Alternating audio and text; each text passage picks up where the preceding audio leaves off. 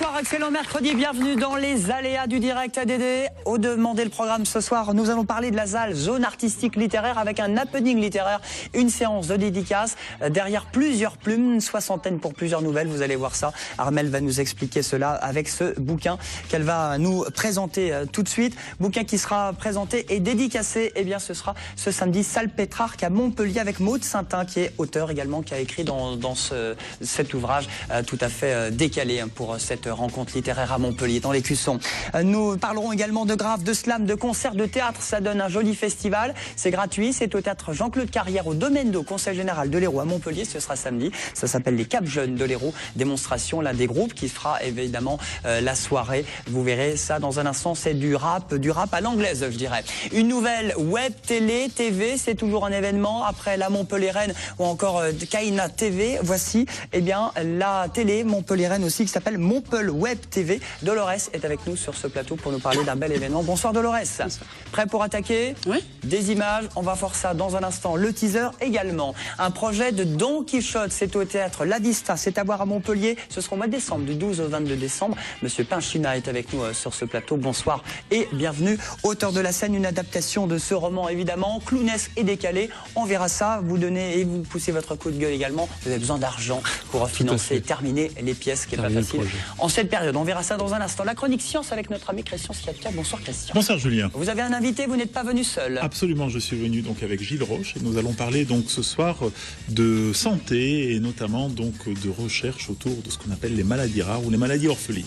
En vue d'un colloque qui aura lieu dans quelques jours au Corum à Montpellier. C'est parti pour les ADD. On est ensemble pendant 30 minutes. On parlait de la ZAL qui est différent de la ZAT, zone artistique temporaire. Là, c'est zone artistique littéraire. Alors c'est un jeu d'écriture qui s'appelle le concierge masqué, qui est donc un recueil de nouvelles, c'est ça? Alors le principe, qui est sorti en septembre. C'est l'exquise nouvelle, qui est un happening littéraire qui est né sur Facebook, qui a d'abord donné lieu à une nouvelle écrite sur le mode du cadavre exquis par 80 auteurs. Il y a eu plusieurs saisons. La seconde saison a utilisé le principe des oulipiens, qui était de faire des exercices de style. Donc il y avait une scène de départ et les auteurs devaient interpréter cette scène à leur façon en écrivant une nouvelle. Et pour la troisième saison, donc pour les aventures du concierge masqué, on a mixé les deux principes.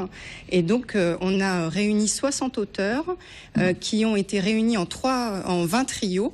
Et pour chaque trio, on avait 3 auteurs qui écrivaient une nouvelle. Donc le premier auteur écrivait le début de la nouvelle, le second le milieu et le troisième la fin. Sans se connaître. Sans se connaître. C'est-à-dire chacun faisait sa nouvelle et c'était après le suspense, vous passiez la plume au voisin. Voilà, exactement. Maud Saintin, vous avez justement participé à parce qu'Armelle vous organisez ce recueil, mais vous, Maud, vous avez carrément écrit dans ce bouquin avec qui? Avec Victor Delarbol, qui était la tête de la nouvelle. Donc moi j'étais le corps, oui, voilà. Je ne le savais pas, donc je l'ai découvert après seulement. Et Evelyne Godillot en troisième. Donc moi j'étais le corps, j'étais très bien dans ce corps. C'est très excitant en fait pour un auteur qui est plutôt voué à la solitude, de partager justement cette aventure, cette expérience. Parce que là, c'est une expérience à 3, si l'on peut dire. Oui, on reçoit une balle qu'on va renvoyer avec un angle particulier, celui qu'on veut lui donner, et on voit après ce que ça donne. Alors, le thème, la consigne, c'était le concierge masqué. Vous aviez 3 mots, le concierge masqué. Il fallait écrire en rapport avec le nom de ce recueil. C'était le thème de départ. Voilà, la contrainte de départ, c'était d'écrire une nouvelle sur le thème du concierge masqué. Donc, le premier auteur, l'auteur de tête, partait en général sur ce thème, mais il y a certains auteurs qui étaient assez taquins et qui ont laissé la balle au second ou au troisième, et donc qui ont commencé leur nouvelle sans forcément introduire le personnage du concierge masqué dès le départ. Voilà, parce que c'est une belle expérience pour vous, Maud, parce que vous êtes chanteuse aussi, mais d'habitude on écrit simplement en solo ce bouquin. Là, vous l'écrivez quand même à 3, ça donne 60... combien 60 Ça donne 20 nouvelles écrites par 60 auteurs. Voilà. Donc c'est une belle expérience. La littérature est vivante et n'est pas que solitude. Et pour enchaîner sur le principe de mixer les auteurs et de faire vivre la littérature, donc à la ZAL, il y aura une expérience d'écriture en direct où 3 auteurs vont écrire la 21e aventure du concierge masqué. Donc là, on a 20 nouvelles et à la ZAL en direct 20 auteurs locaux, 3 auteurs locaux, Boris Crac, Raymond Alcover et Olivier Martinelli vont écrire tout l'après-midi à 3 une nouvelle, donc la 21e aventure du concierge masqué. C'est ce qui s'appelle un happening littéraire samedi 14h, l'entrée gratuite, salle Pétrarque. Et puis, entre-temps, on pourra dédicacer le bouquin également de ce dernier recueil. Alors, Maud et moi seront là également pour dédicacer le recueil des aventures du concierge masqué, dont les droits sont reversés à une association caritative. C'est pour la bonne cause, on cite le nom de l'association ? L'association des pancréatites chroniques héréditaires, qui œuvre, alors c'est une maladie orpheline, apparemment on est dans le thème du jour, qui œuvre pour les malades atteints de cette pancréatite, qui est une inflammation chronique du pancréas. C'est une maladie orpheline, assez difficile à diagnostiquer, et c'est important d'accompagner les familles et les malades, notamment pour leur permettre d'avoir accès aux médecins qui connaissent bien la maladie et qui permettent de trouver les traitements, parce que souvent les gens sont malades et ne savent pas forcément de quoi ils souffrent. La chronique science a déjà commencé. Hein, c'est Gilles qui va en parler sur les maladies rares. Il y a 5 ou 6 000 maladies rares. Hein, voilà, il y a à peu près 6 000 maladies rares, 5 994 exactement. Pour être très précis. Et donc, un seul chiffre, un seul bouquin, un livre, ça s'appelle Le concierge masqué. N'hésitez pas à l'acheter pour la bonne cause, pour cet happening. 10 euros. 10 euros, c'est un superbe livre. Et il est broché, couverture rigide. Et il est très beau, c'est un très bel objet pour Noël. L'argument commercial. On a 5 semaines de Noël. Non, mais c'est vrai, il à est mettre très sous beau, le sapin. Il est très beau. Et à venir à la ZAL.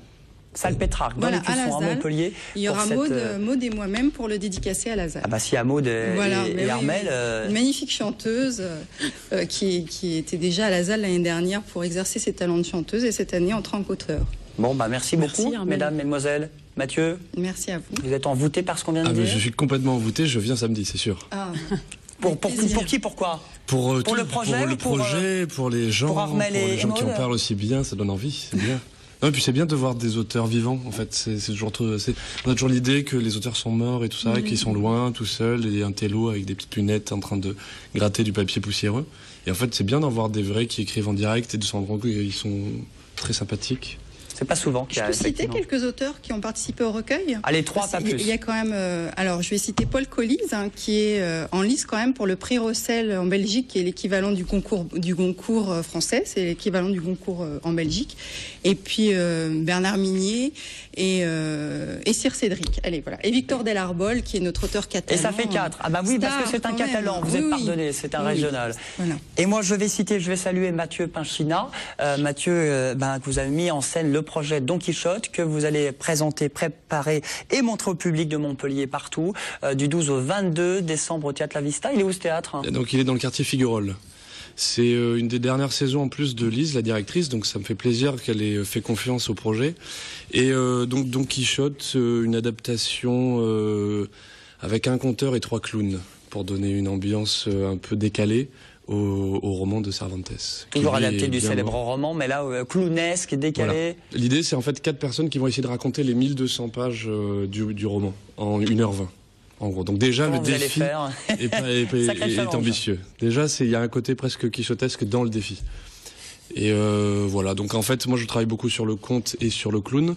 Donc ça m'intéressait de lier tout ça pour essayer de raconter ça et d'avoir un référent pour l'histoire qui peut prendre le pouvoir sur l'histoire et sur le spectacle, et puis à côté des clowns qui peuvent au contraire complètement éclater ce pouvoir-là et aller parler au public directement, faire une aparté, sortir, changer l'histoire et se réapproprier ce qu'ils ont envie de faire. Alors vous êtes de la compagnie BAO. Tout à fait. Vous êtes combien sur ce projet à jouer sur scène, hein ? Ils sont 4 sur scène et moi je mets en scène, et puis après on a d'autres collaborateurs à la lumière, au costume, au décor, tout ça. Il y a Benoît Ramos. Allez, on les cite, c'est parti, il n'y a pas de jaloux. Julien Malençon et Olivier Capelier. Et vous autoproduisez vos créations également. Exactement, la compagnie BAO, c'est une compagnie qui est là depuis assez longtemps sur le paysage montpelliérain et qui fait beaucoup de spectacles pour enfants, d'improvisation, d'événementiel, et qui produit ces spectacles elle-même et après qui se rentabilise en les faisant beaucoup tourner. Sauf que donc il y a un moment donné où pour payer tout ça, pour payer les costumes, les décors et puis même les acteurs qui travaillent, parce que les répétitions sont un travail important, il faut des sous, et donc on a une aide de la mairie qui aide la compagnie, Ça, c'est merci beaucoup la mairie. Une aide de l'Aglo qui a acheté une date du spectacle donc qui sera joué à la Vista via le fonds d'aide à la diffusion. Donc merci beaucoup l'Aglo aussi. Entre le 12 et 22 décembre. Voilà, exactement. Et après c'est tout. Et ce sera sur les recettes qu'on aura. Donc on a demandé au public de participer à la production de ce spectacle via Ulule. C'est le projet Ulule. C'est ça. C'est quoi le principe alors? Donc Ulule, en fait, c'est un site qui permet à n'importe qui de proposer un projet et une somme d'argent à réunir. Et s'il réunit cette somme d'argent, il la reçoit, en gros. C'est assez simple. Donc nous, en fait, on a demandé 2500 €. Donc n'importe qui peut se connecter au site Ulule, aller soutenir le projet, donner entre 1 et puis ce qu'il veut. En fait, à partir d'1 €, on peut donner jusqu'à ce qu'on veut. Et après, il a des contreparties. Donc, ça va d'une affiche jusqu'à une place du spectacle. Une fiole d'élixir de fier à bras. Il faut venir voir le spectacle pour comprendre. Et même pour les gens qui sont très généreux, on peut faire une séance de spiritisme avec l'auteur pour qu'il puisse poser ses questions à Miguel de Cervantes. Donc, ça, c'est quand même pas n'importe qui peut faire ça. Alors tout se passe sur Internet? Tout se passe sur Internet. Le site compagnie-bao.com, c'est le plus simple. Et après, sur le site, on regarde le projet Don Quichotte et puis il y a le lien vers Ulule. Ou alors par Ulule, chercher Don Quichotte. Il y a une petite affiche que je peux montrer qui est superbe, dessinée par Guillaume Panchina. Un très bon illustrateur que je connais bien puisque c'est mon frère et qui est sur une BD récemment. Donc bon, j'en profite pour le dire. Et voilà. Eh ben bonjour au frérot. Et oui, bonjour Guillaume. Du 12 au 22 décembre, Théâtre La Vista, le projet Don Quichotte et le site internet. Et puis dès aujourd'hui sur Ulule pour donner des sous et permettre à ce spectacle d'exister comme on a envie qu'il soit. Eh bien merci beaucoup Mathieu. Merci à vous. La chronique science pour continuer les ADD.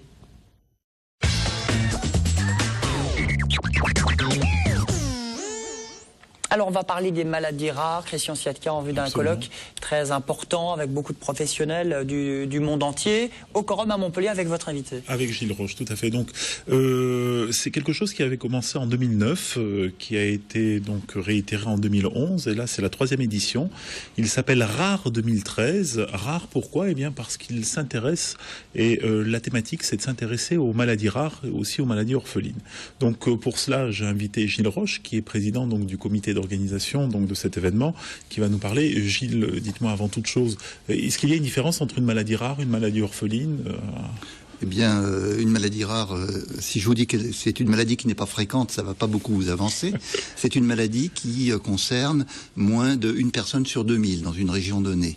Ça, la rareté, c'est uniquement cette notion de fréquence. Une maladie orpheline, c'est une maladie qui ne bénéficie pas de prise en charge satisfaisante. La plupart des maladies rares sont orphelines, mais il y a des maladies rares qui ne sont pas orphelines, pour lesquelles il y a des traitements efficaces. Oui. Il y a des maladies courantes, non rares, qui n'ont pas de traitement, qui sont orphelines. La maladie d'Alzheimer, je considère qu'elle est orpheline. Absolument. Mais globalement, on peut considérer qu'on peut utiliser un terme pour l'autre dans la mesure où la plupart des maladies rares, malheureusement, sont encore orphelines. Alors, comment est née cette idée de mettre en place un événement qui a une importance quasi, voire internationale, sur les maladies rares? Alors, ces rencontres, effectivement, à Montpellier, au Quorum, tous les 2 ans, sont devenues l'événement de référence en France, en termes de rencontres maladies rares. L'initiative vient du pôle santé PACA Languedoc-Roussillon, qui s'appelle Eurobiomed, et comme les maladies rares sont un des thèmes prioritaires de ce pôle, nous avons pensé, il y a quelques années, organiser cet événement de référence et qui a très bien marché et qui aujourd'hui est devenu indispensable et incontournable.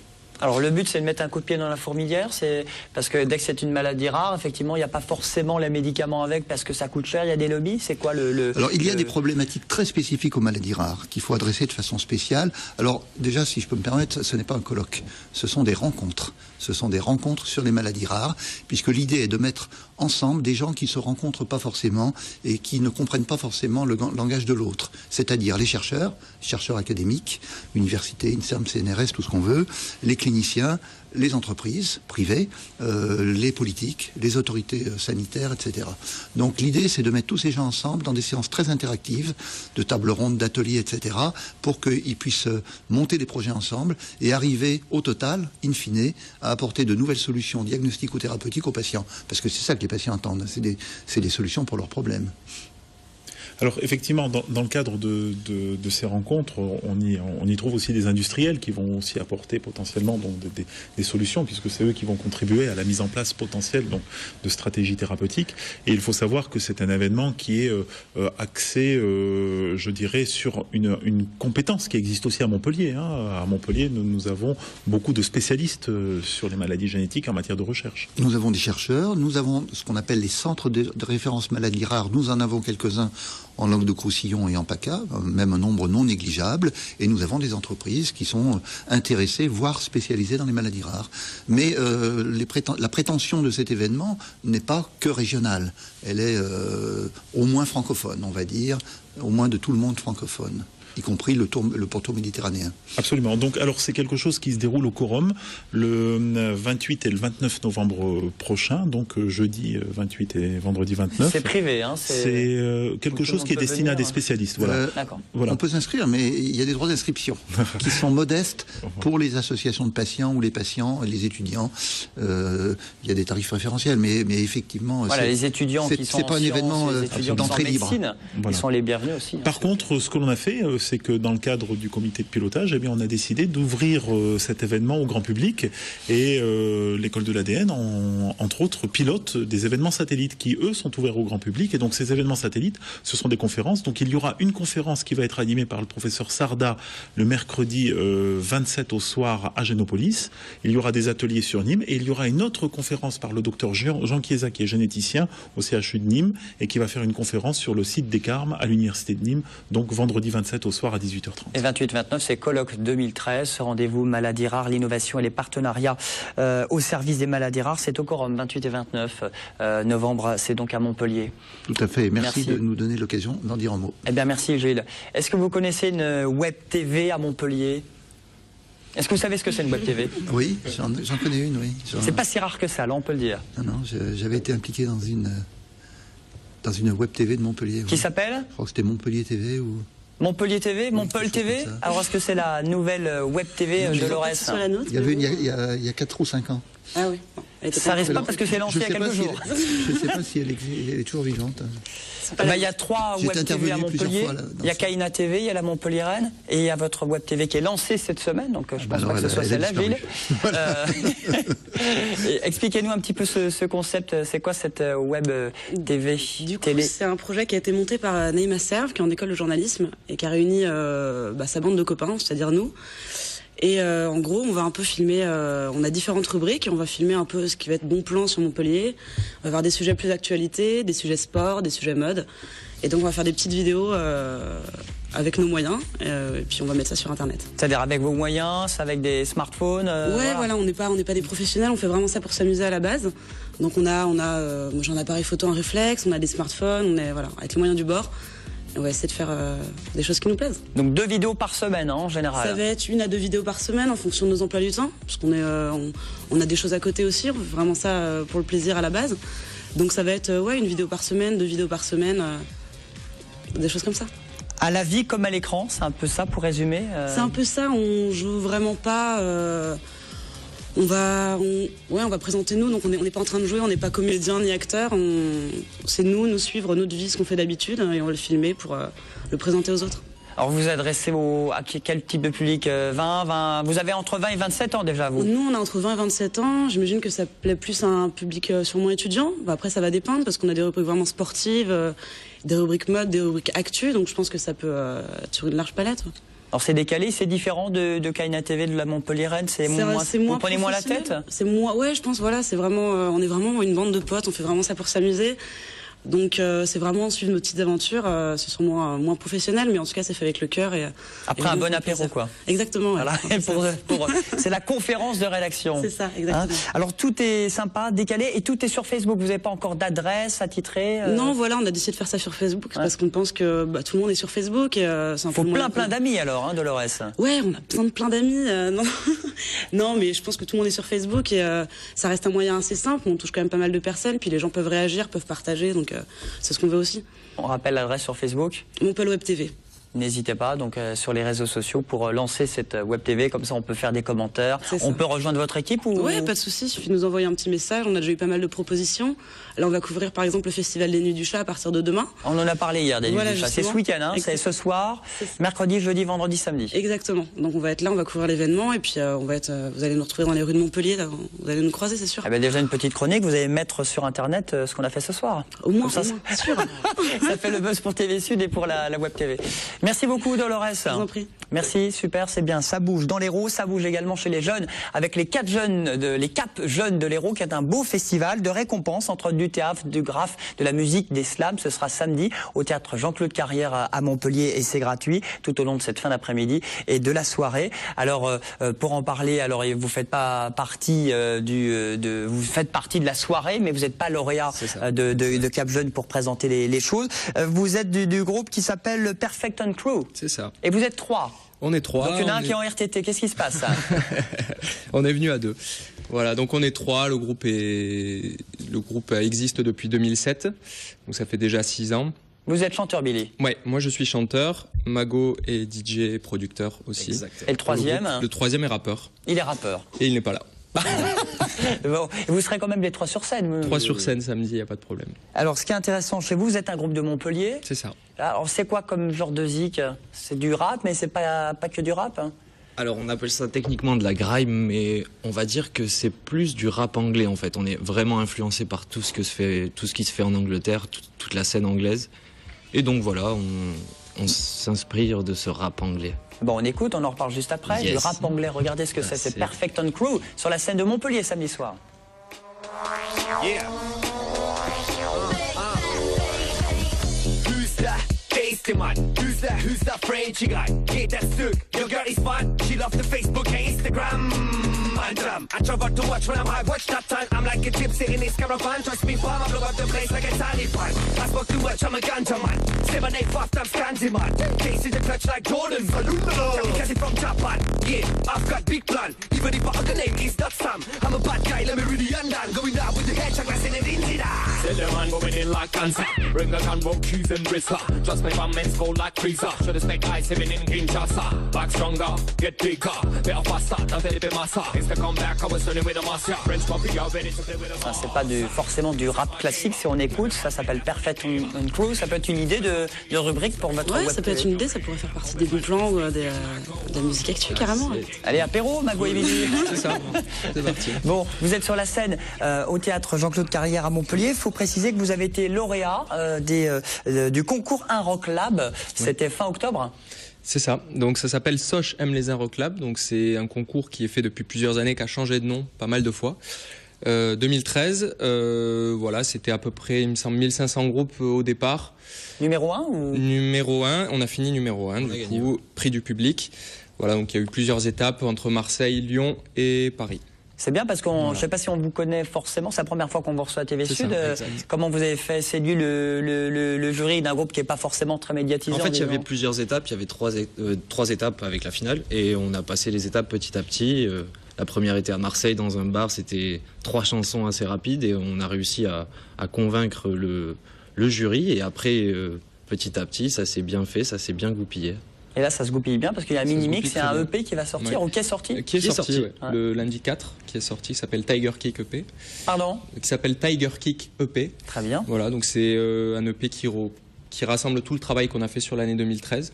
Voilà, et puis là, on travaille déjà pour la suite. Tiger Kick. J'ai un très bon anglais. Bon, en tout cas, c'est sympa.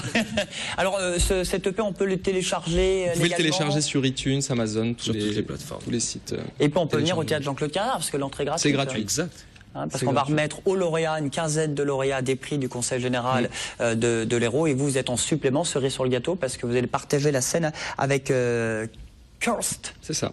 C'est ça? C'est ça. Et vous avez des dates à donner ou pas? Vous allez faire une petite tournée parce que ce label, ça va vous booster un peu pour on espère, faire des dates. Sur 2014, pour l'instant, il n'y a rien de concret. En 2013, donc, on a cette soirée samedi. Et puis, on a une date également à Paris. le 14 décembre. Au Bateau Phare. Au Bateau Phare à Paris. Bon, tous à Paris ou vous restez à Montpellier. Mais venez à Montpellier samedi au théâtre Jean-Claude Carrière, au Domaine d'Eau à Montpellier, au nord de la ville. Pour ce groupe, vous avez un MySpace, vous avez un Facebook. Facebook, Perfect & Crew. On a un SoundCloud aussi pour trouver toute notre musique.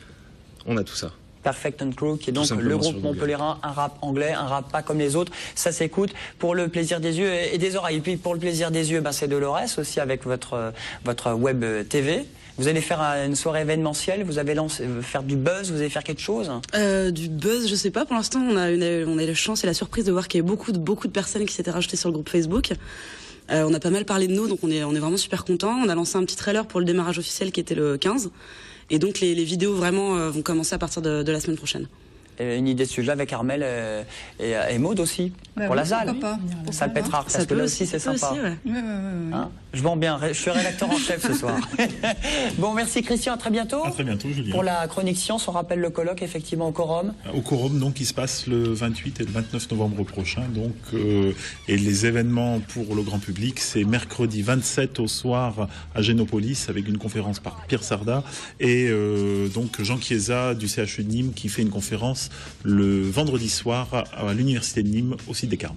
Merci Christian, on se retrouve demain sur TV Sud. Passez une très très bonne soirée, à demain, bye bye.